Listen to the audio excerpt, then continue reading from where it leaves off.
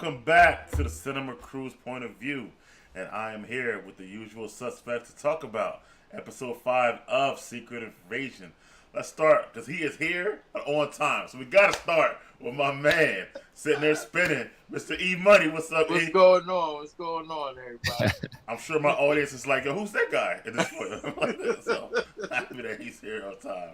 And let's also give it to the my crew fresh back from Jamaica, man.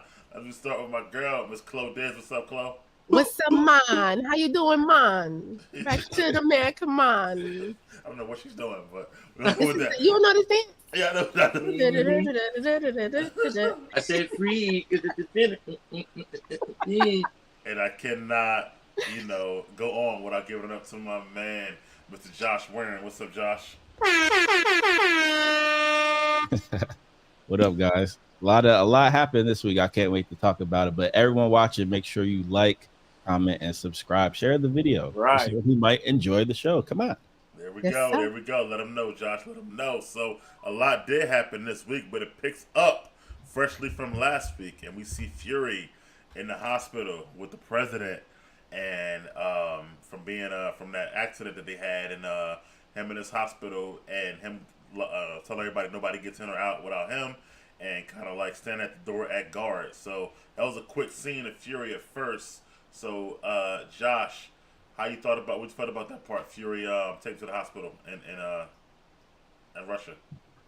The entire scene, I was thinking about, okay, who's with Talos? Okay, who's with Talos? Because he made that decision to leave it all out there. But I think this was a very calculated decision by not Nicholas, not Joseph, but Nick Fury, right? Fury, right? Yeah, So if there's a million of them here, you have to make that tactical gamble. And since it was witnessed that Talos saved the president, because of course these soldiers are going to have a 4K body cam at minimum. You're protecting the president, so that's going to be captured, right? So you have video evidence of this. So eventually the people are going to have to know. So I thought that was interesting. All right, E, how you thought? We thought about them Fury being on with the president, taking him to the hospital there at that point. I thought it was good, but again, when it comes to scrolls, they could turn into anybody. So how the hell he didn't know there was one embedded in the hospital somewhere? And that's where my thinking pattern went. Like, he put him in there, sat down, blocked the door with the gun. Like, there might not be scrolls back there, but hey, to each his own. That's how That's big facts, because he met Talos at the what's it called table. Right. Like, come on, what are you doing? Never let that man out your sight. For real. Chloe, what's your thoughts about that first scene there? I kind of thought it was dumb. Because it was like wait, what? I mean, like every single hospital scene I've ever seen on TV, it's like a million people. Yes. All through the halls. So. There's beeping going on. There's like boop boop boop. Okay, we need a stat.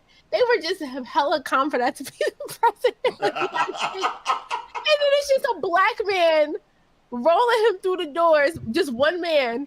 And it just was like, wait, what? It wasn't no beeping noises. It wasn't no. And then we'll get to the other part. Can we can I talk? Cheap. No. Like Wait. Wait on that, Chloe. I'll wait. But it just was dumb. It was just like, what the hell? Like, I thought it was going to be a lot more dramatic. I thought it would be more cinematically appeasing. Just like a blank ass hallway with him just rolling him down. And the president just looks asleep. He looked like cheap. He's dying. It did look real cheap, yo. And I want to talk about the cheapness too, because this show supposedly had a $211 million budget to make They this spent show. it all on the costumes and the I was just about to say that. They spent it all on the tech. VHX. It had to, because I'm like, Samuel. The sets look small and cheap sometimes to me. It did. Even like when they had the little shootout and shit, that shit looked small and collected. Yeah. Even the meat locker joint, that was like kind of small too. The meat locker was the best fight scene, I thought. Like, even though it was a small room, it was like they utilized. Yeah, they utilized a lot of money right there. but they You're fighting right. in the field and it's only like a close up. I don't know. It's just I don't know. Whoever filmed this needs to do Definitely better. looks cheap, yo. It looks And that's cheap. my It looks low problem. budget. All right. Well, moving forward, I want to talk about a scene, the next scene, which is Gravik, who we didn't see a lot of in the last episode, but this one we'd actually make up for it. So we see him coming back to New Scrollos with his normal guys and stuff like that, and he gets a pagan. Decides, yo, I don't know what you're doing. Like, I don't, this shit ain't right, or like, you're not leading us the right way. So Pagan was stepping up and kept talking, and then Gravik kills him in front of the other scrolls, and kind of uses force, I guess, to make them kind of fall in line. Right. At this point, I think they're confused about what is your actual plan. What do you plan to accomplish? In my mind. So let me start with you. How you felt about that scene where Gravik killed the other Pagan? Right then and there, I already knew that was going to cause a rift between certain scrolls because they really don't like killing each other. You get what I'm saying? Like that. Right. That seems to be not one of their main things is killing another scroll. And as quick as he is to do so, they start to feel that, hey, what's the word I'm looking for? When when somebody can just use you and throw you away like that, like Disposable. Disposable. Thank you. Yeah. They were disposable, and I started to see that they felt like that. Like, oh, this dude's trying to win. He's gonna do whatever to win. He'll probably sacrifice all of us to win. So I guess he is giving off that energy, and that's what the dude saw. So he stepped up, said what he said, got his boots rocked in front of everybody. Forgot he's a super scroll. That's the super scroll y'all dealing with. Now my problem with it is. They're not showing every power. If I'm not mistaken. Like I don't think he has them all yet. From what I'm getting from it. He has them. He has them. Right. He done got shot in the face. He healed. He done stretched out and wrapped somebody up in group stuff. Right, but the other two, I'm saying. Yeah, the other two, I don't know. Yeah, I'm not seeing. Well, I don't know. We got to see because if you listen to Gaia later on, she said that he got Extremis and the group power. She ain't mentioned the other two yet. So I don't know if he ain't get them in the system yet. I don't know if he ain't get the Polo City and the Frost Giant. What is it? The Frozen Beast dude or whatever like that. Super fast.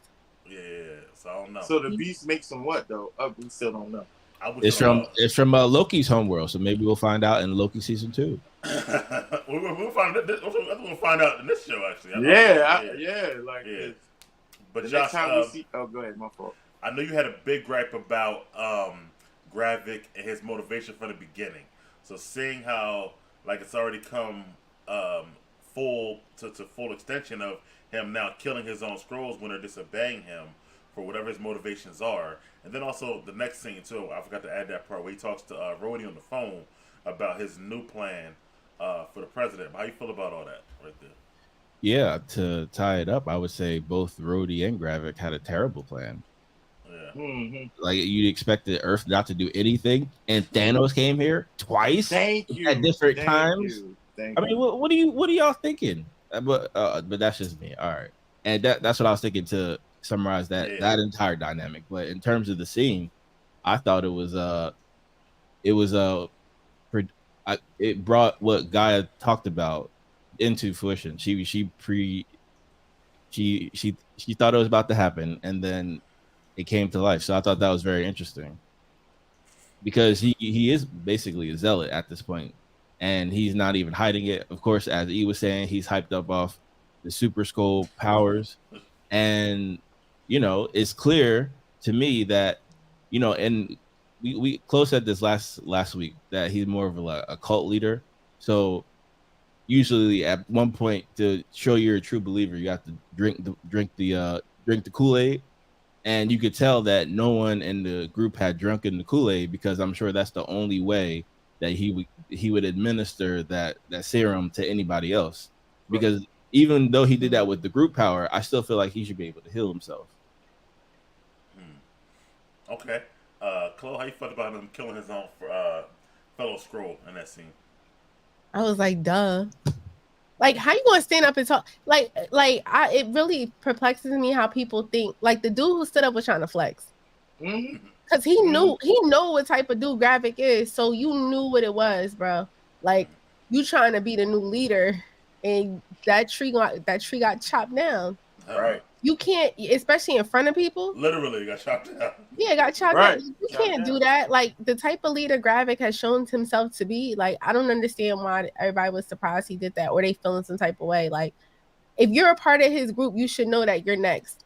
If you don't follow directions, everybody should know the assignment. Like if you're not following, if you're not in line, you're not alive. Like you should have known that when you came and stepped foot in this door and when you started killing people, like what it was. I don't want to cut you off, but go ahead. Like it's no such thing as a cult leader who's gonna be like, oh, I'm listening to everyone. Let's all do this peacefully together. Like he ain't that type of leader. I think that they all start that way. Not just Gravik, but most cult leaders. Like I want Yeah, you they guys start to be positive. I want you to be included. I want better for us as a group. Blah blah blah. And then they show the true colors later on. I see that, but he wasn't that type of person. They never showed him to be that type of person. Did you ever see him he always compromise with anybody? Spark. Like Yeah, he always had an attitude spark. Like He he act like it's about, like Josh been saying, he act like it's about the greater good for the Scrolls. Really, he's want to be a leader somewhere. He want to run up. But he didn't. He never said I the agree with greater. you on that. He never said the greater goal of the Scrolls was everyone gets an opinion. Yeah, you're right. He said, "I'm the leader. I'm Yeah. killing. I kill. Y'all seen me kill the other leader. Right. What makes you think get an opinion?" And to be fair, he became the general for the council of the Scrolls, so surely that has some weight in their culture as well. So Right. what did you expect? Like, who are you to talk to? That's like I looked at that dude crazy, just like when Don Cheadle was looking at talking to the president crazy. Like, wait, what? Because if the president, you know what I mean, if he was that type of leader, he'd have chopped them down too. Because you don't step out of line. Like as a leader, your soldiers have to answer, and that's in every single military, whatever. Like even in the regular military, if somebody walks up and they're higher ranked than you, you have to salute them. That's just the rules. You don't get to be like, oh well, I don't like what you're doing. Then don't be here. You're done. And there, don't be here as you get killed. You can't just quit and go home and just chill on your couch like it's over. I think it has impact because it's so few of them. Even though it's a million, but that's not a lot compared to the whole planet. So I think for them, it's like you killing one of us. You know what I mean? It's almost like if we was like, you're depleting the numbers. They ain't at a million no more. Right, that's what I'm saying. So it's almost like if you were a black person during like slavery, you're killing another black person because you don't like what they're saying. It's like, well, what are you doing? Shit like that. So it's kind of similar to that to me. Yeah, that's facts. Even today, bro, in 2023, that still applies. Yeah, I agree. But Claude, I think you want to talk about this next scene. So let me get to that, which was back at the hospital with Fury and Skrull Rhodey. Oh, and you know, Rhodey pulls up with his cavalcade, and Fury pulls up on him, got the gun to his face, and you know, Rhodey like, "What you gonna do? Kill me?" And you know, he already told him that he already a wanted man. He put the footage out there and stuff like that. So, and then after that, he lets him go. We'll let him know like this is gonna be your life from now on. So, Chloe, how you feel about the scene with Skrull Rhodey and Fury there? I have two main points I want to hit. The first main point is he did all that sitting in front of the door just to leave. Right, yo. You did all that sitting in front of the door, and then wait, I forgot to mention when the president was dying and he getting well. He like, whatever you do, don't listen to, like, bro, he's passed the hell out. He's in La La Land. He didn't hear shit you're saying. He did nothing. What he should have did, which I would have respected, is if Fury would have stuck like a bug in his ear, which I'm hoping that happened. But if he would have put like some little nanotech in the president's ear so he could hear him, and then left him, because then he could just be like, and maybe that's what's happening. Hopefully, because Let's if hope the writers are that good to do that. If that's not what's happening, that was the dumbest scene ever. They could have just went without that scene. You don't you listen to Rhodey. He's a Skrull. He's a Skrull, bro. He was saying mad shit. He was like, yeah. Right. He was like, it wasn't Russia. It wasn't Russia. It wasn't Russia. Make a right down the lane and then take a left, and then you can go get it. Like, wait, what? While the nigga's eyes shut and he's supposed to be knocked out and sleep. And you over here giving him directions, like. Right. So that was my first thought, and my second thought was, why he ain't just kill Rhodey then? That's what I turned green. He would have turned green. That's what I thought he was gonna do. Blow his brains out right there and show that he was a scroll. Exactly. Oh my God! And then let's talk about the gun butt. Oh, all right. Go ahead. From here. That gun butt pissed me off. That shit looked so soft. He should have just hit Don Cheadle for real, man. Yeah. Instead it was an accident. That shit was. I was like, come on, they couldn't do nothing better than that. That shit was like, it was so frail. It was too frail. He could have just chopped his finger off. I don't know. Like I him. He should have just killed him. He like shot him in the hand or something. So at this point, what's gonna happen? Like, oh, he's a green scroll, and then they're gonna be like, oh snap, we gotta protect the president. But also the other people were scrolls too. So maybe that's why he didn't kill him. I don't think bro with the broken arm is a scroll. I think they're maybe not the broken arm dude, but the other people. They definitely have some scrolls on him. But they can't tell that's weird. Like the people that aren't scrolls, they can't tell people acting weird. Right. Maybe that's still killing me too. Like, yo, how is that dude Rhodey's main bodyguard with a broke ass arm? That still makes me mad. Right, he shouldn't even be working. He the main one though. Like, once his arm broke, he should have been off detail. Workers' comp. Yeah. But that's still a liability. The government got to pay for that. That's the reason why even when Fury had to jump on Rhodey, dude ain't fast enough to pull his gun out because his arm all broke and shit like that. So I'm like, what the fuck? But Josh, how you felt about the scene with Fury and Rhodey there in the hallway in the hospital? So for me, this was, Nick Fury playing the ultra long mastermind game because he always has to see, as the spy master, he always has to see when the chips are down, what are you going to throw out there? What are you going to toss? What card are you going to play? And Fury is willing to take it all the way up to that last minute. He's willing to sacrifice a lot, but with that big sacrifice, he also gets big results. So I think he, instead of outing or exposing Rhodey to be a scroll, because I agree it's ridiculous to have a guy with the clip wing on duty where it involves you shooting a gun and you're already hurt. If you had that injury on the battlefield, they might take you, put you in the back and watch everyone sick, things like that, or hospital, whatever. But for me, it was about seeing what hand he was going to play. So he played the video, of course. I mean, that's really the only leverage he had, right? So this is my point. Like Fury is willing to take it up to that limit because he has the resources to, do it elsewhere, do it another way. And I feel like you also have different ways, and we've seen in the show how to expose a scroll, like the lady Sonya, or the in the MI6 for the British spy. Yeah, she's good. She's good. She can shoot him in the hand, on the foot, and they'll change. You don't need to kill him. Nope.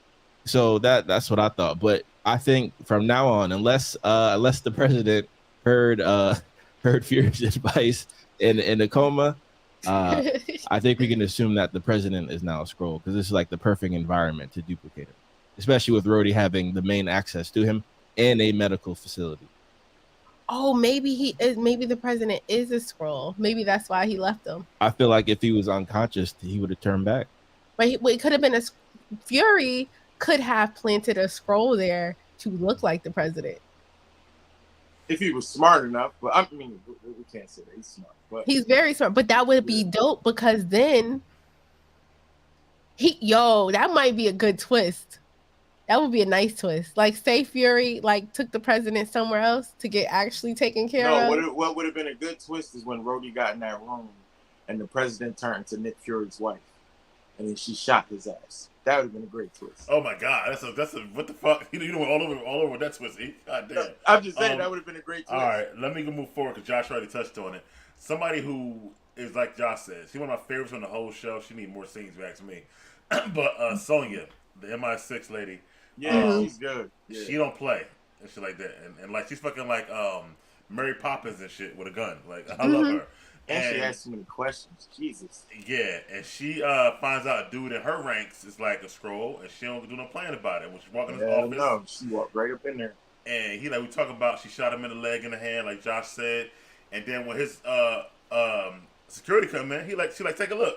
That's why I shot him, whatever like that. So how you felt about that scene when she went and shot him? I liked it because that's what I felt Nick Fury should have did a lot of times. Yeah. Take a good look. Like she did that shit real quick and simple. Take a look. Y'all running up in here trying to protect the alien, and they looking stupid. right. And she's ruthless and like real. I like her. I like her too. I do I like fuck her. with Sonya, yeah, for real. Chloe, how you feel about her in that scene there? Though she found out about her person being a scroll as well. Feminism 101. Y'all didn't hear them slick. Y'all ain't hear them slick comments she was making about men. Oh yeah, the buzzwords referencing podcasts and whatnot. Yeah, she was like, oh yeah, she did do that. y'all ain't hear She that? did do that. Yeah. She's like, yeah, y'all are. What she say? Gaslighting and abusive or something. Yeah, like that. yeah. Oh yeah, the men on the planet just look like she did say. The men on my planet are similar. They gaslight. Similar. They gaslight and they're abusive. Yeah, most of that podcast, she said, yeah. So that's number one. So I was like, okay, that's interesting. And then when she walked in, she wouldn't let the guy talk. She only let the girl talk. Mm-hmm. He was trying to talk and she sunned him real quick. Yeah. I noticed that. Her character, y'all like her, but it's something about her that I'm just like, don't trust, really? right? Like, not don't trust, but it's like you wouldn't be nothing without your little weapons. You know what I'm saying? Like, oh, I can get him to talk. With a shot, anybody could get anybody to talk with that shot that you had, lady. Like, it's not like she's doing anything that's super smart or super special. Like Fury is very calculated. He's very plan oriented. Yeah. She just goes into a room and just shoots people up with like drugs and gets answers. Like, she's not very. I think people are giving her more credit than she deserves. Like, anybody could do her job. Like, if somebody gave me the shot, I can go in there and cut someone's finger off. Like, this is cool. I feel like they're giving her that because it's like a Nick Fury approach. It's like a straight to the action, straightforward. You notice a lot of people in the show is not straightforward. That's fair. I mean, I could see the appeal. I like her because of that. Like you said, she's a Mary Poppins looking lady. You don't expect her to be that ruthless. Right. I get that appeal. I get the contrast. Like, oh, she looks like this nanny, Mary Poppins, but she ruthless. She don't care.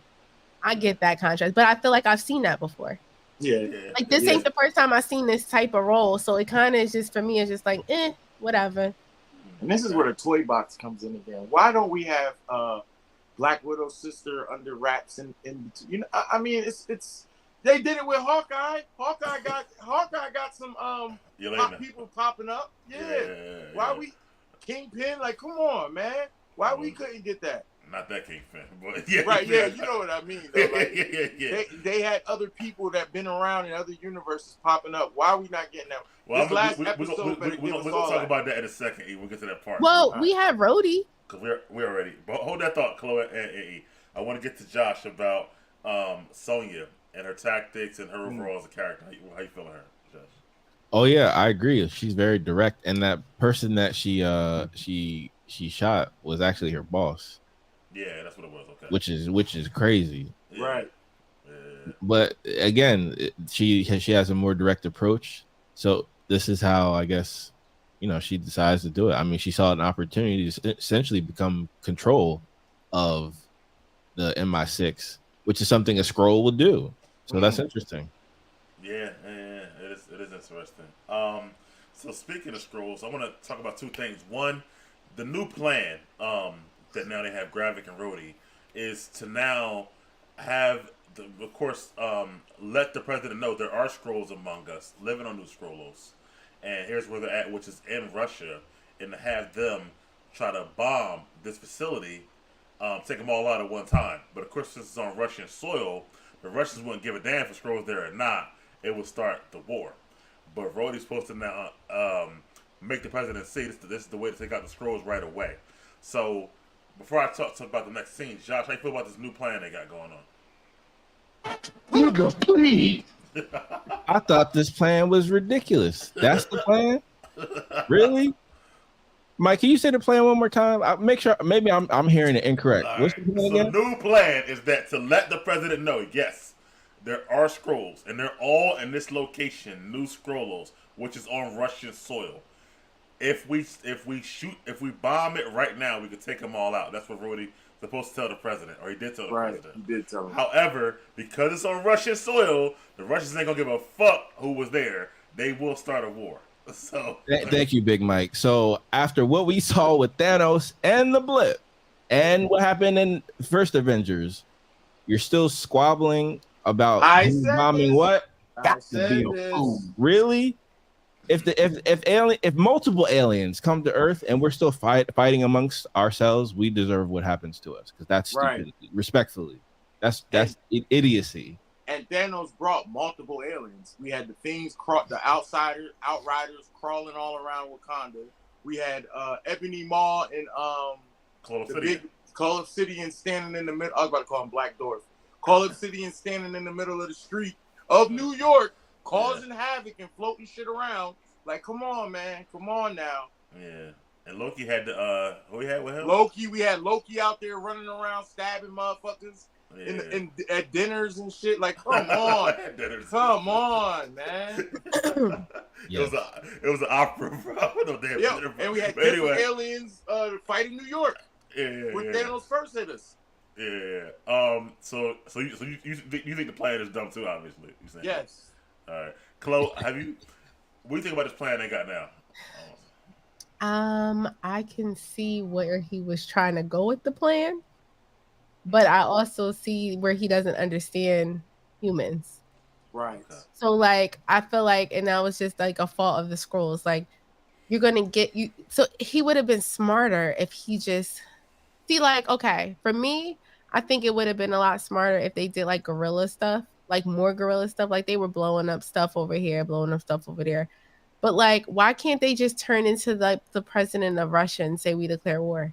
Yeah. Like, I don't understand why they like it just seems so stupid to me. If you have the power to turn into anybody and you really wanted the mass destruction of people, all you really had to do is just get, 30 scrolls to emulate the people that you need them to. Of power, a position of power, right. Mm-hmm. And then just start warring. Like, but this plan is just stupid because it's like once I feel like once people find out that scrolls are amongst us, they should if it was a secret invasion, they need to keep that shit secret.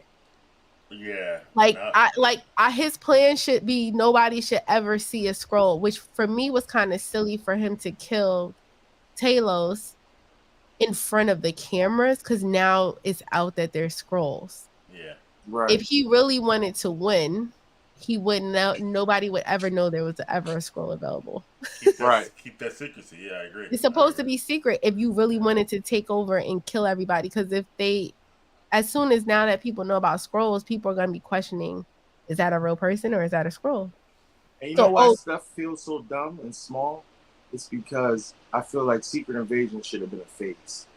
I don't think it should have been a show. I agree. It should have been a phase. It should have been a phase, and it should have been having like the comics with the actual heroes who were scrolls and shit like that. Like that would have been like bananas, bro. Like, oh my god. But they stifled that. They stifled that opportunity. That should have been the whole phase. I agree. Yeah, they dropped it. Because they could have just for instance, at the end of was it WandaVision, we saw scrolls. Yep. The cutscene. Yep. I didn't understand what the hell that was. Yeah. That was basically for the Marvels. That was just to show us that Monica Rambeau went up to save. And that's another thing too, right? Because all right, damn, Chloe, how you said that shit? So like the chick had Monica in a movie theater and shit, the agent, and then she turned into a scroll and was like, he wants you, meaning Nick Fury, up top, whatever like that. Right. So I wondered, did Monica think that was one of his original scroll spies, or like did it like a scroll that's down with Gravik? You know what I'm saying? Like I would have been like, yo, who are you? You know what I'm saying? Like that would kind of threw me off a little bit. Well, see, I don't think Monica know who Gravik is, even though she should, because he was in the background for that long. But I think some people don't know other people. Like it's out of time. If it's a million of them, that's a good point, E. Because if it's a million of scrolls, right? This could just be some crazy ass like sect of the scrolls that nobody knows about. Right. Like if it's a million of us, that's just a little. It's like 30 of them live on that compound, 100, and they're wreaking havoc. But the other scrolls are just living their life in the world. I don't know. I think it's kind of crazy when more I think about it, because the fact that Monica, let's say, was so trusting of the scroll who turned from an FBI agent to a scroll. I would have had some questions like, well, when did Fury put you on? Like, who are you? Like, it'll kind of. But you know, she's not gonna have to be like that because Monica was raised with Skrulls. Like that's true too. Her friend, her and Gaia, matter of fact. Yeah, we're friends. When she see Gaia, they probably gonna be like, oh. That's true. That's true. So she probably trusts him more. But let's keep it on Skrulls for a second because back at the Skrull compound, the Skrullos, the new dude, the black dude, I don't even know his name. Forgive me, but he decides, after they kill his man Pagan, he wasn't feeling that shit, so he decided to start a rebellion. So he come up to walk up on my man Gravik with his coffee, like, yo, what's up? Like, you killed Pagan. And then when Gravik is not paying attention, they get a jump on him, and they kind of try to jump him, but, he's a Super Skrull. So they wrapped the bag. What? They wrapped the bag on a Super Skrull's head. And then he knocked them all out and killed the black dudes. So yeah, go ahead, Chloe. How you felt about that whole scene? It was dumb. Like, if you're going to really do a rebellion, you need more than 5 people. Yeah. They know he's a Super Skrull. Like, if they really wanted to get him, because there's enough people in that compound where he could have got. Yeah. Mm-hmm. And so, I mean, obviously he wasn't going to die. We got one more episode left. But like, that was a stupid plan. But it seemed like everybody got dumbass plans. I haven't heard one good plan yet. For real. Not even from the heroes. Like, I mean, Fury has the only plan I see because we ain't hear about it. He not going to talk about his plan. Right. But every plan that has been vocalized is just dumb. And I feel like Gaia got a plan too because she ain't talking about her plan. Anytime somebody open up their mouth about a plan, it's over. I don't think she do. She trying to. Because she keep trying to get... Well, we'll get to that later on. Hold on. But, E, how you felt about my man, his rebellion, his quote-unquote rebellion, I should say? Man, he fucked up. You got to... Listen, you're going... I know y'all saw what he did. Like, this one don't make sense. They saw what he did to old boy because he did it in front of everybody. Yeah. What made y'all think a plastic bag was going to get the job done? That might have been the one thing. Like, I feel like the plastic bag was the smartest thing they did. You think so? Because he turned green because he couldn't breathe. Yeah. You can't use your superpowers if you can't breathe. The problem wasn't enough of them, like Chloe said. It was only 4 or 5 of them. Right. Where was the rest of them at? You should have drowned him, or plastic bag. The plastic bag worked, or put a pillow over his face. They had a good plan, but not enough people. Yeah, that's the problem. So maybe I'll take that back. It was the plastic bag was a good plan. I just thought he wigged out. I just thought, Nah, bro, he turned green because he couldn't breathe. He was like, I'm dying. Green. He wigged right out, though. You got about that bag? Josh, talk to me about your thoughts on the rebellion. Rip me out the bag full of brand new. Rip me out the class out full of brand new. If they'd have played that shit right there, that's a meme. That's a whole. I'm not gonna make that into a meme. Yeah, please do it. Pass that. Rip me out the class out full of brand new. Right, because that's basically what he did. He felt brand new once he got out that plastic. He started tearing shit up. He was his green skin too. He wasn't Gravik no more. That's another thing I have a problem with. Stop being fucking cheap. Make them while when they was all in that room and it was just all Skrulls, none of them should have looked human. Yeah. They turned him into a Skrull with the plastic bag on because they probably ran out of money. Well, that's kind of what Josh be saying. Like, you guys want to be in your own skin so bad, but you're never in your own skin. So it doesn't make any sense. But Josh, tell me about this rebellion that started, and also just kind of how you kind of like losing more people little by little. Gravik, how you feel about that? Yeah, I mean, like I said, religious zealot and the religion of Gravik. So you get into big headed and without a plan, right? As everyone's alluding to. Now, I will give the rebellion some credit, for making the attempt, because that does take a lot of bravery, knowing that you're gonna get chipped. For all the reasons you all brilliantly laid out, quite simply. But I did think the plastic bag was a clever like spycraft element of the show in the series, simply because it's the simplest elements of Earth and how you survive here. That something, it doesn't matter who you are, if you breathe our oxygen and can live fine, if you get it taken away, you're gonna be in a bad way, right? So if they have more people, of course, and another person could have simply just, not to be too graphic, but stabbed him when his plastic bag was over the head. If you had more people, you would have did something, but And see, I felt he should have used the extremists to melt the plastic bag off his face. He couldn't think because he couldn't breathe. He was trying to breathe. Like, that's all that was. He could have done, like, when you look back on stuff like, oh, I could have did this. Like, you wasn't thinking survival. Like, you're not over here thinking about tactics. But to your point, if you're a super spy and like a military person, that's when that you kick all in. that to the advantage, right? That's when it should kick in. Well, let's talk about the next scene. Another small setting, but I'm about Fury and Guy. They finally talked for the first time in this whole series, and they both talk about Talos' death, obviously, and what it meant to both of them, and he's trying to encourage her to move on, even though he's a loss for their dad.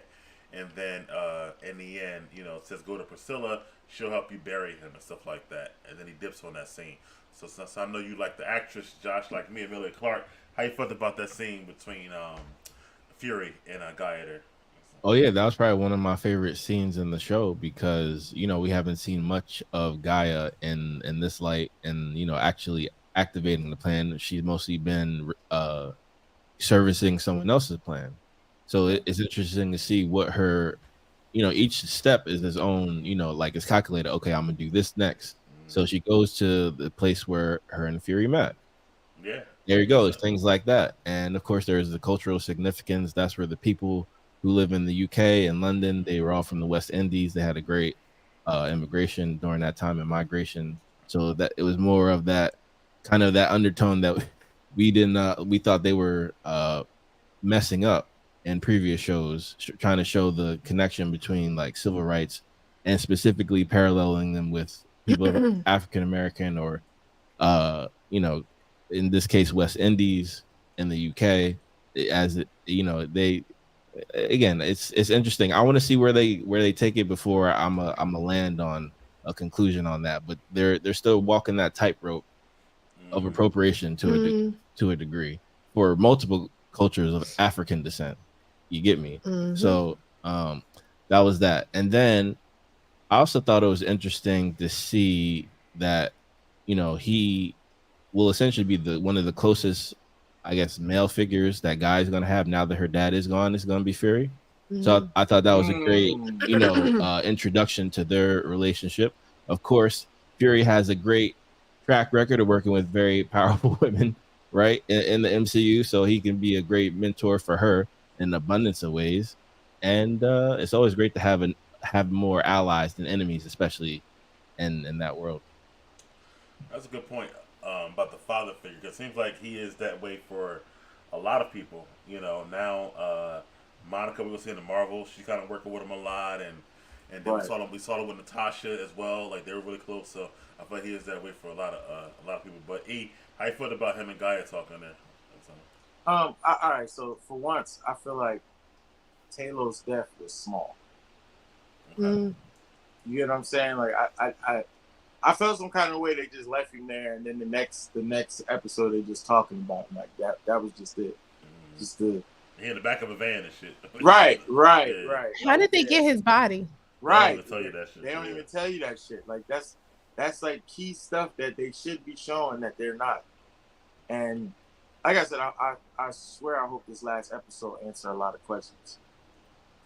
Yeah, because I would think like I don't know how the fuck they got his body. Honestly, I'm with you, Chloe, because like he's a whole dead scroll. Right. Somebody would have tried to get him for like experiment or whatever the fuck. Yes. So that's what I thought. I'm like surprised. He was in the middle of the battlefield.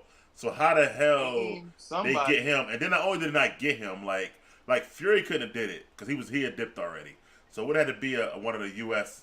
Agents who were there to protect the president. I think it could have been Sword. They would have swooped in real fast though. They were already in Russia, so I'm like, yo, that's crazy. They would have the tech to do it. And then even if it was Sword, Sword. And then even if it was Sword, which we'll give you that. Like, but where's Sword at? I haven't seen Sword. Sword was in WandaVision. They didn't want to. Okay. Yeah. Yeah, you're right. I'm about So to say where they was at. even if they did have the tech to do it and get him or whatever, they would just give his body this alien scroll to Gaia like in the back of the van like he was your dad. I just don't see it. I'm sorry. Like it just Well, you know, here's the thing. Because Fury yeah. is so tactical, right? Yeah. He's not going to come down to Earth alone. He ain't doing that. Okay. He will have people in the background, and probably if he's smart, and which he is, there's going to be multiple people who are incredibly effective and trustworthy. Okay. Well, let me move forward. Chloe, how you felt about the scene though with Fury and Gaia? Before we say that, I think we skipped a part I wanted to touch on, Go ahead. and maybe it's after this or before. But the part where Gravik, they were like, before the rebellion, they were like, "Oh, you had an opportunity to kill Fury, and you didn't kill Fury." Oh yeah, Yup. yeah, Remember yeah. that part? Yes. Remember when I said I think that's his That dad? was before. Yeah. Oh yeah, you just said that. Yeah. You still on that? Like I was like, that's his Oh, dad. He's not gonna kill his dad. He's gonna f with his dad, but he's not gonna kill his dad. Like, and I feel like that's what Gravik is standing on, and then also his mom. And to piggyback to like this part right now where we see Gaia with the mom, right, with Fury's wife. We ain't there yet. We on Oh, my bad. So, well, when Gaia went to go get bury her dad, right? So the mom is very like knowing about the culture, and in that scene, I realized that Gaia, as the zealot, she don't even know about her culture. mm-mm. So she's Not that like, much. yeah, she don't know much. So that just speaks to the type of community they have on that compound, where it's a safe haven for scrolls, but they're not even instilling like their history there. Well, Like I you over feel like here. they taught her a little bit because they were talking about the scroll food. No, they didn't teach them nothing. She didn't even know the prayer that you use to bury your people. Because she never Well, had they to probably bag didn't know nobody. either though. You know, they were young. Like what his name? Gravik was younger than her when he came here. You know. Exactly. Oh yeah, that's right. Because she was a kid. My She point. yeah. They don't have She's any more Earthling than anything because she grew up on Earth. Yeah, they don't have any because typically, right, if you're a immigrant community, the elders are in the community, and that's why the Haitian community is very strong here. The Nigerian community is very strong here. As immigrants, they have more rooted traditions in America than possibly back at home, because they immigrate their whole families here, and then they instill those values, and they still keep up the tradition. But with them on this new Scrollos, it seems like they're just a bunch of orphans or like lost, people who lost their families possibly through trauma, or people who are like searching for something like a cult, and they came together. But to your point with the Haitians and Nigerians, it's never the whole families though. They always got people back. They go back and forth to visit and stuff like that. Where maybe the scrolls is like they just been here. They've been able to go back to nobody and stuff like that. But even then, they have the elders of the community. So like as you notice, the elders are gone. Like Talos left. Fury's wife left. Those are the founders of the community who are not present. And Talos' wife left too. So it's all havoc is reached, and they don't even have like a rooted, and which is why there's a lot of discourse between their mission. So that's why Gravik doesn't have them sipping Kool-Aid, because he never instilled the real value to why it's important for them to be a community. They're not they're a fake community. They just a place, like you said, E-Money, that appears to be a community, but it's really not. Like, oh yeah, we have food from your planet. Don't you miss your food? Right. But you ain't telling me how to do the prayer if somebody dies. Like, we're not even communing. We're in a different skin. We're not in our own skins. Like, it's just it's a cult. Basically, I would think, and I know we touched this before, like Josh said before, but I would think Gravik would say, "Why you here? Only being your scroll skin. Like, why? You know what I mean? Like, right. It ain't about that. It's not about that. It's about world domination. It's not about finding refuge. Yeah. As we presented it, as he presented it first, it's not about that. I agree with you on that. You touched this before, Chloe. I want to get Ian and Josh's opinion, but when what her name, Sonya, when she goes and finds a scientist, and she rolls up on him and shit like that, and she uses that's her Mary Poppins thing, I guess, and but she already got the jump on him, obviously, and makes them give her all the plans and how they turn scrolls into super scrolls, apparently. And then at the end, when the guy is trying to like rebel and breaks the cuffs, because Skrulls are super strong, she kills him and says her little quips. I guess is close to before. But Mhm. E, how you feel about the her with the scientists getting the plans and then killing one of them and stuff like that? So Yeah, like we spoke on earlier, like she said, that was just the strong woman vibe and stuff like that. Now, what I didn't get and understand was the scientists Skrulls, or were yes, they? Okay, so Mhm. the scientists were Skrulls. Mhm. All They right, were so scrolls that took over the real scientists. Remember the scientist lady? She was in. They had her in home whatever. yeah, and then the thing, yeah, Yeah. whatever that was. Yeah, okay, because I wasn't sure. I'm She like, on ice. damn. Yeah, so the real scientists are on ice, and the ones that made the Super Scroll were actually Skrulls too. Okay. Mhm. Mhm.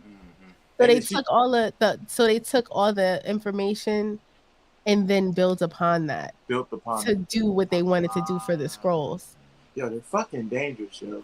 Again, But this you know should have what? been a Like, phase. that's why I like Chloe, because she pointed out shit I don't see. So like, Yeah, the feminist vibes were there because like the guy was way more dispensable than the girl was. So she was like, I don't give a fuck about you. I'll just kill you. Like, I don't know. yeah, I'll yeah, keep because her. he ain't know what I guess the lead scientist really knew.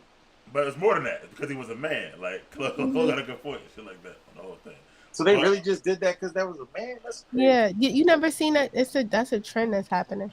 It's like, oh, we're women and we're victimized, and men are just bad as toxic masculinity everywhere.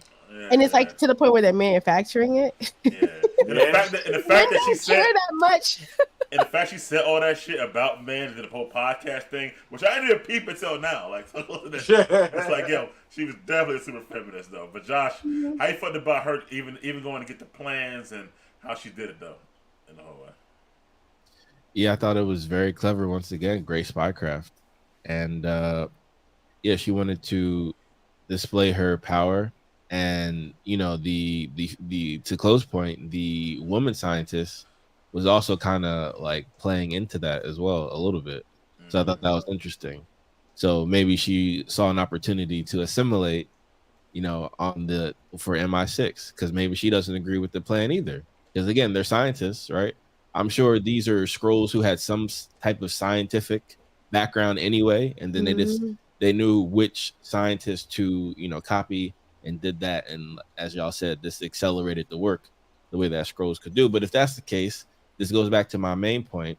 You guys have all the technology for different intergalactic flight. Give it to the human beings, and then you get your own world. What's the problem? What are y'all mad about? Yeah, I agree. That's another thing too, man. Like I find out shit like, okay, Fury and Captain Marvel, they said, okay, we'll help you find the world 30 years ago.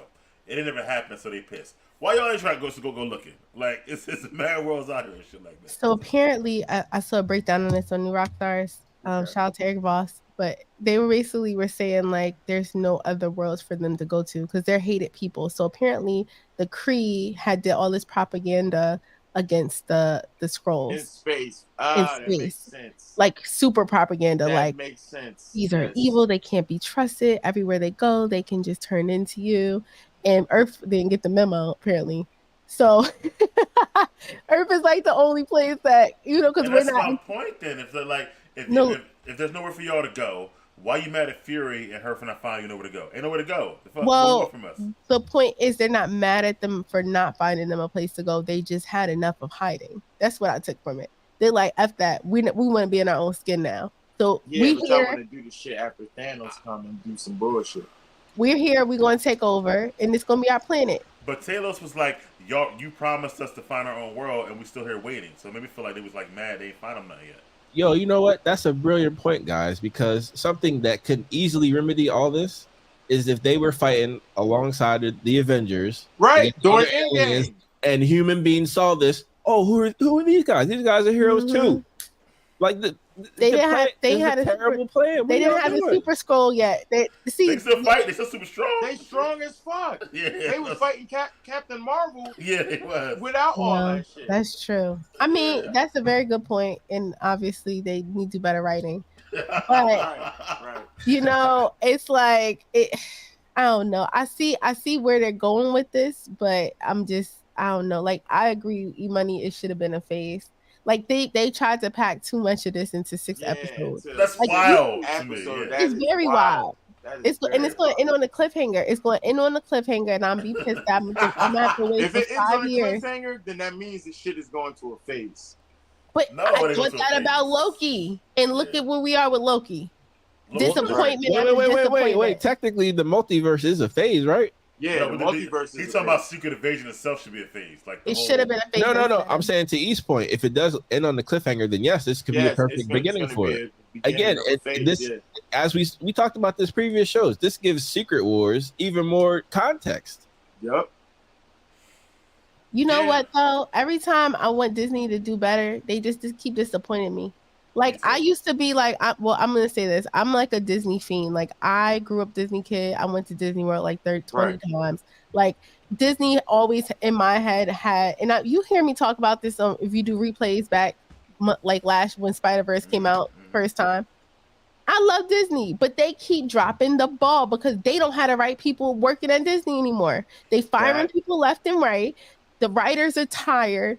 They got all this technology, nobody to run it. They think they're going to be relying on AI, which is not going to be okay. That is like, not okay. They just cutting corners left and right, and we're feeling the brunt of it because the creativity is going downhill. Well, I want that point, and I want to save it because, as I said before, as a teaser, I'm going to do a state of the comic book films show in 2 weeks, and I want all of us on there to talk about the comic book films and where they at, where they've been, and where they're going.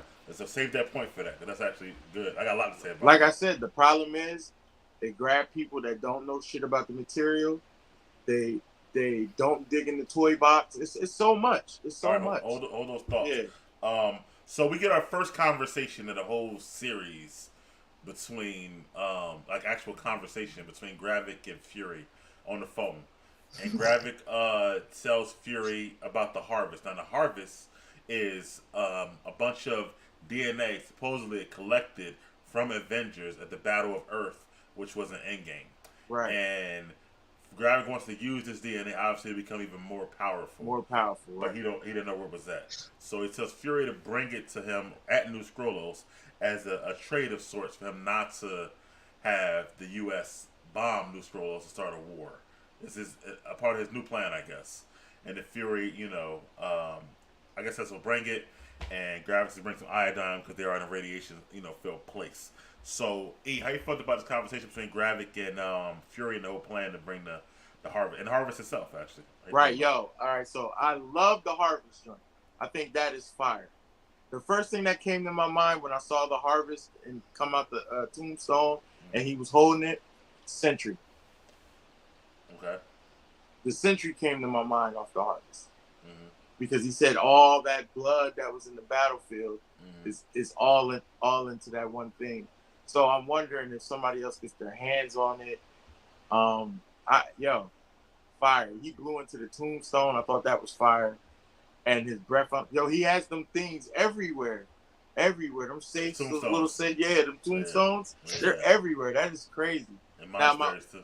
My only problem when he was when they were going to the harbor, she was asking mad questions. We ain't even get to that part yet. We don't grab a conversation. Okay, my fault. You in a whole other scene. You brought up the harvest. I went straight to the tombstone and the lady and showing the harvest. All right.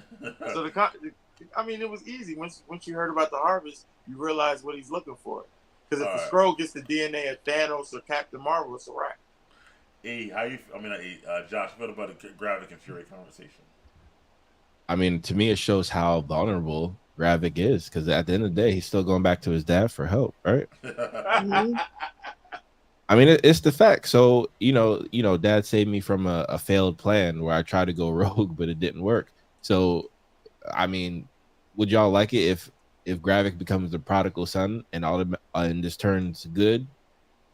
No. Like, I don't know. I think that'd be a bit cheap for the character if he's that about it for me. Chloe, the Gravik and Fury conversation. I did get vibes that he was turning good. Did y'all get those vibes too? I think he's kind of desperate to me, kind of like Josh was saying a little bit. I got vibes. Yeah. I got vibes that maybe he's. I don't know. It was something weird. I cannot pinpoint what he said or when he said it, but I got vibes in my head, like a thought popped up, like, wait, maybe he's a double agent. Like that popped up in my head because I'm like, ain't no way. Like it just seemed a little. I could be way off. I could be 100% off. But something he said in their dialogue made me like that popped in my head.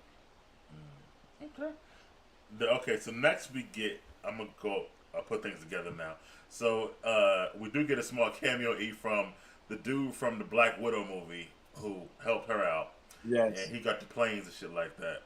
And oh, that's where that man was from. Yeah, that guy's from Black. Oh, who is this guy? Why he talking to him? Like I couldn't place him. I was just like, yeah, he got her a plane. The same thing, right? With him. The only reason I knew who he was because I first when I saw the Black Widow movie. Wait. I thought he got her. He got her a Quinjet. Put some respect on his name. He now. did. He definitely got her a Quinjet, bro. I'm about to say he got her a Quinjet. He's a beast. And he said it was in mothballs, the helicarrier. So it literally might be somewhere, but he needs something to extract it. I don't know. Pending on that. Yeah, that's true. That scene went all the way. I hope we see him more. Honestly, I hope he pops up on Falcon. Like, see, that's the thing. They seem to forget that what the people love. We like when you guys make the universe a whole. So, the continuity is all connected. Yeah, all connected. But anyway, he does get in that jet, and Fury's on his way. So next, we do see what you're talking about, Chloe, about Gaia and Priscilla or Vara, and she helps him take Talos to get buried.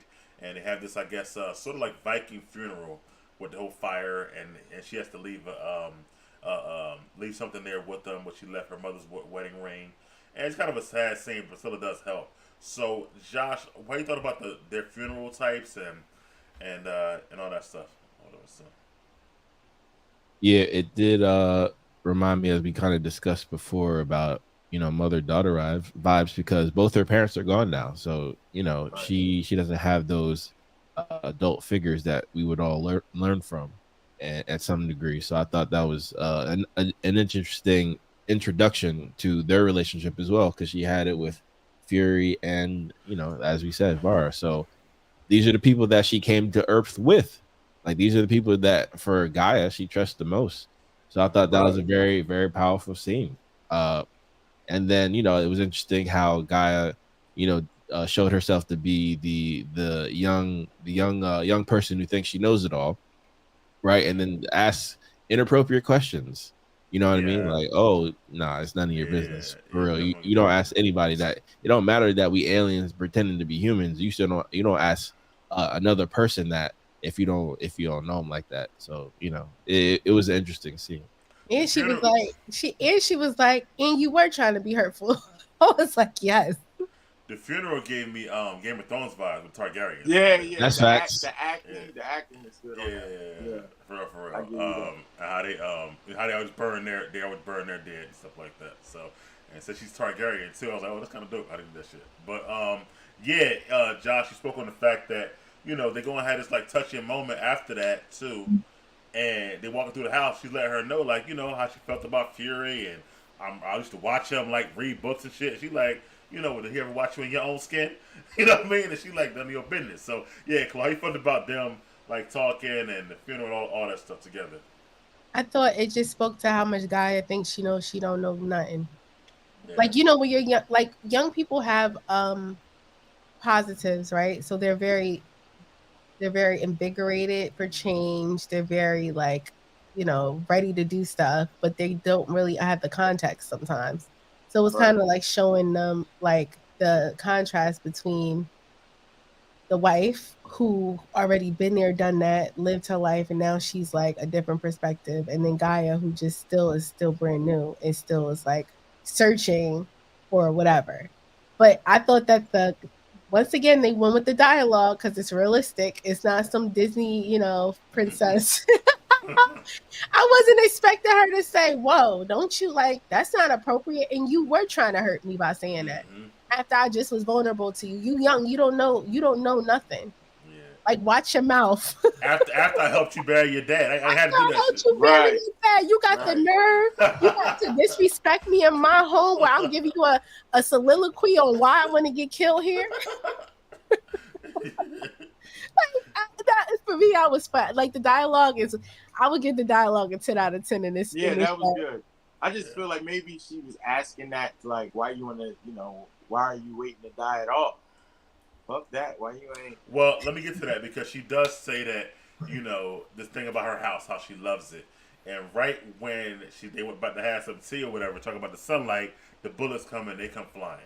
So we get an action scene, and of course it's Fury's house. So they got the backpack set up, all the guns. They're back to back style, as we see a lot of movies. They're taking out some of these scrolls, well, a lot of the scrolls, sent by Gravik once again, risking his people, and they take them all out, and they're able to kind of get away there. So I'm sorry. I just thought that you just sparked something for me. We forgot the part when Gaia showed up. She said, "He's saying you to kill me."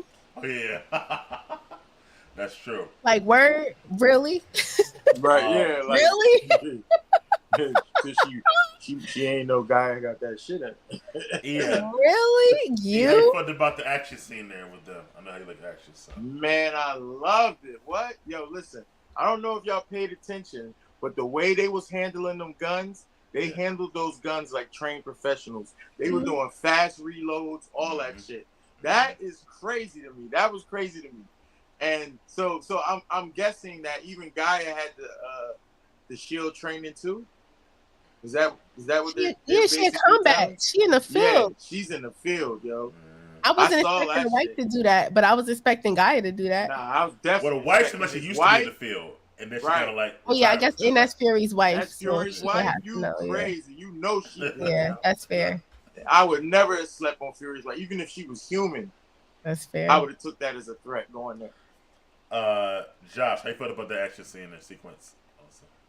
Oh yeah, this was I thought very clever as well because, as you said, Mike, they referenced the security of it. So of course they're gonna have a cache of guns everywhere. That was just that location for having guns, and of course they had an area where you could block yourself as well. So I thought that was brilliant. That's Fury and Var obviously, but also with the lighting, because with the lighting you could have refractory vision, and then because of the windows, a target isn't where you're thinking. This is why they missed.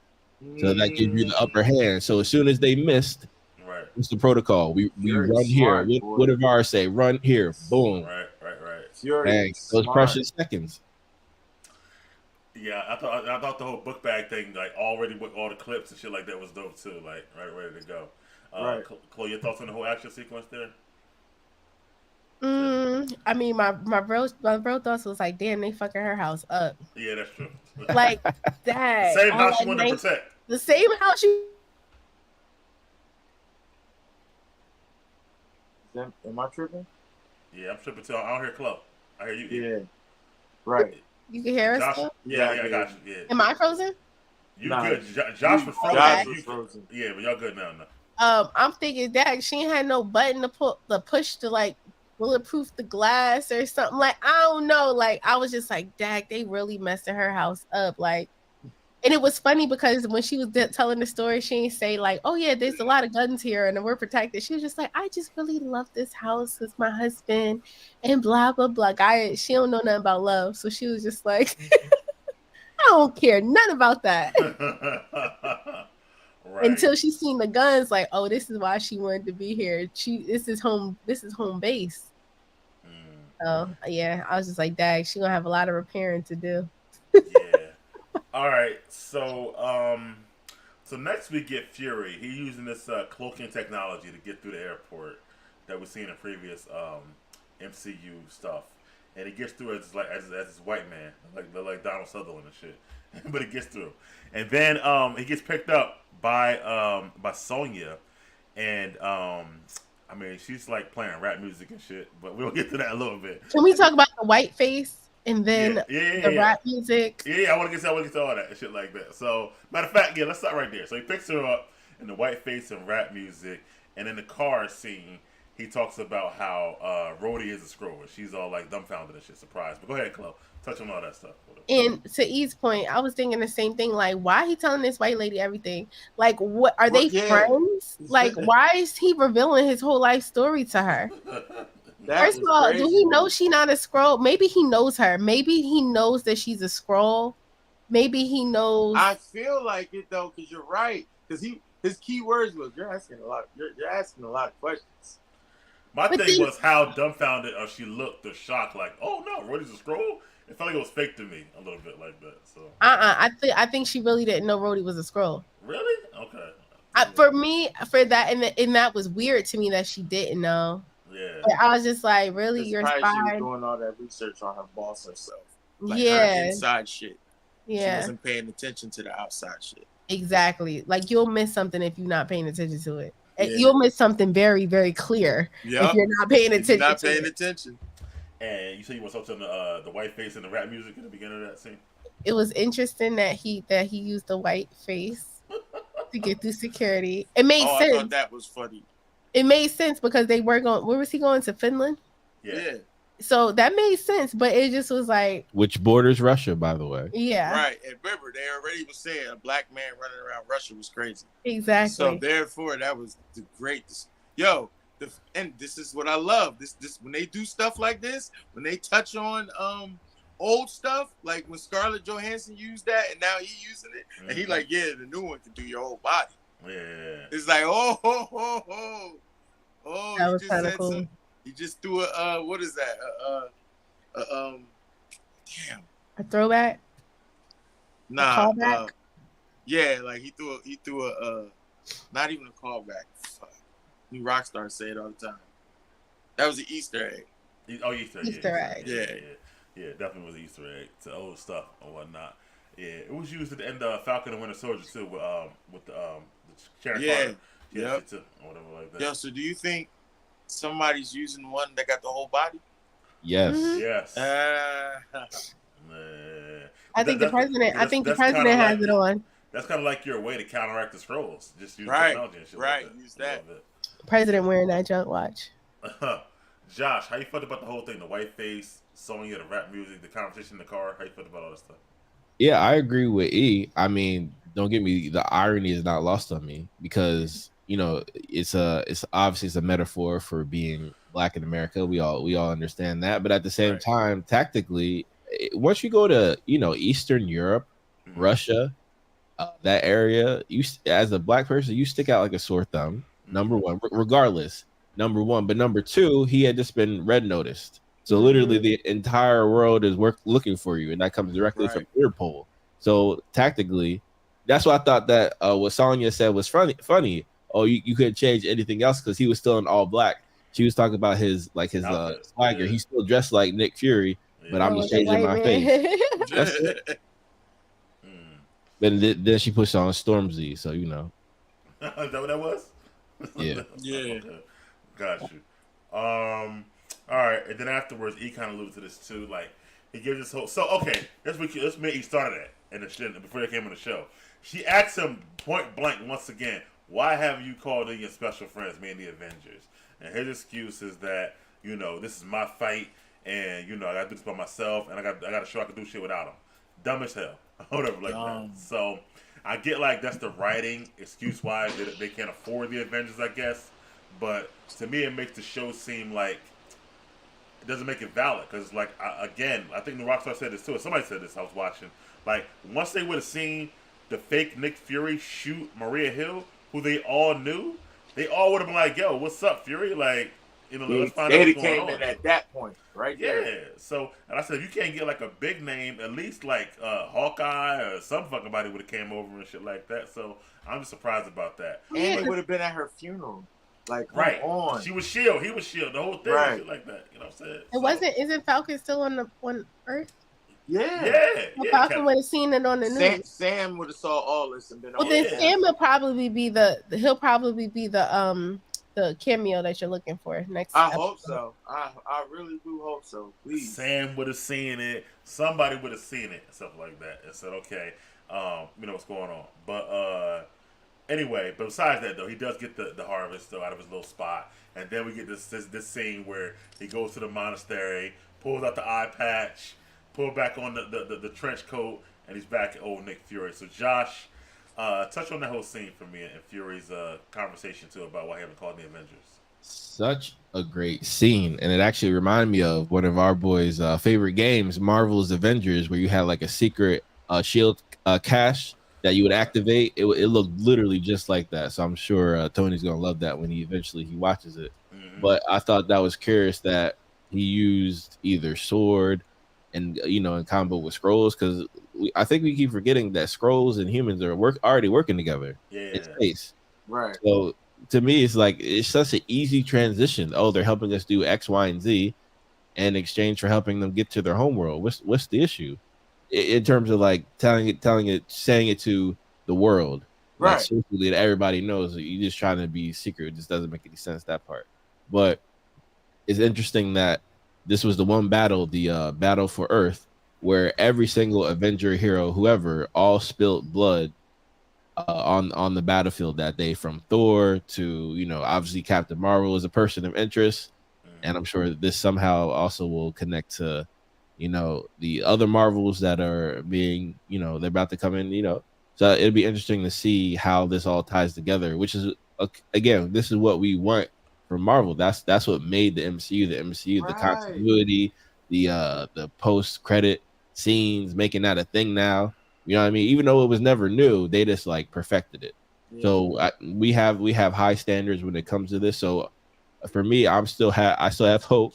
I could be a fool, I could be a fool. I still have hope that they're gonna pull it all together. It's not that I don't have hope. I just hate that some of these shows, like, and this show was great. Like, it has great moments, but some of these shows, it's like they pull it together in the end instead of like being great throughout. Sometimes kind of bothers me a little bit, but and you're right. He said in the car, even Carol Danvers, and I think he said that for a reason. Like, he could have mentioned anybody else's name, but he said even Carol Danvers. So something about Captain Marvel blood in there could be useful later on. But anyway, Chloe, talk about to me about the ending scene and him going back to his old eye patch and everything else. How you felt about that whole thing? I think he needed to tell that blatantly everything because that was cathartic for him. Like, I think he needed to like vent before he turned back into his old self. So that makes sense to me now that I think about it. I think that the whole harvest thing to me is just like, wow. I always thought about that. Like, it was something it was like a fleeting thought, but the fact that, Nick Fury is so calculated that he went back and got all their blood just in case they needed to like clone them or do whatever. Or make their own like super league of people with their DNA. And it just lets you think like, wow, they could really do some stuff. Like, they really out here genetically modifying scrolls and using blood and stuff. So it's just like, wow, your DNA is very important, number one. And number two, I thought that I don't know what was going to happen next episode. It just kind of left it wide. Like, anything could happen next episode. It wasn't like a leading into like, oh, this is going to happen. Like, and then the fact that he's bringing him that actual vial is interesting. But that Fury has. He could have brought him any fucking thing. Yeah, that's exactly. Yeah, that's what I'm saying. Like, exactly, because it wasn't nothing special about that vial to me. No. So for the fact that he's actually taking it out of his safekeeping and bringing it tells me he's going to do something, but we just don't know what. Okay. So yeah, that's the end of the episode there. Yeah, I agree. You could have brought up some water. He'd have fucking never knew, honestly. Yeah. It don't fucking matter. But yeah, I did like that, and just to see that he does have all these different gravestones everywhere. I think that's like, I do love spies, kind of like Josh, where like they have like lots of plans and safe houses, and spaces, things like that, and all like weapons cache. What? Yeah. I love this type of shit. So that shit works for me. But anyway, this episode was, to me, kind of slight filler, like E has said before. And it was only 37 minutes, so that always makes me mad. But I'm gonna go ahead and rate it first, and I'm gonna go with this one as only like a 7 for me, actually. So, Josh, you can go though.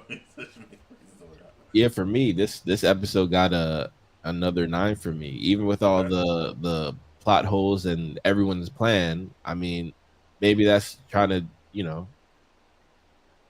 show that most of these people don't have a plan. Yeah. I think they're trying to instill that metaphor. Like, even the people in charge, they're still you're still subject to life. You're not in control of everything. Not even Fury, right? So I thought that was that's an interesting theme in the episode, and that's what Gaia doesn't and Gravik don't understand, and that's the type of things that Fury and Bar do, and unfortunately Talos as well. And Chloe, how would you rate it? I'm gonna say a 8 because it needed to happen. Like I like this as a transition episode. Like it's moving the story along and it's giving context to like things that were just like what do you mean they took all the blood from the battle? Like that was pretty dope. I'm gonna say a strong solid 8. It gave us action, it gave us banter, it gave us spy stuff. I don't think it was missing anything for it to be 37 minutes. And it moved the plot along. Maybe like an 8.5. Okay. E, how would you rate it yourself? I give it an 8, and that's all off the little vial and learning when she learned the battle, getting the blood from the battle. That's where I give it a big 8 from. And plus, I'm still getting Sentry vibes, so I'm feeling like somebody else can stay hands on that. Okay. All right. Well, like I think Chloe alluded to, the finale's next week. It does seem unpredictable. We don't know what Gaia's plan is, Fury's plan is. There's a lot they gotta happen, a lot they gotta wrap up. I don't know if Gravik gonna live or die or not, but I'm excited to see it and talk about it next week with all you guys.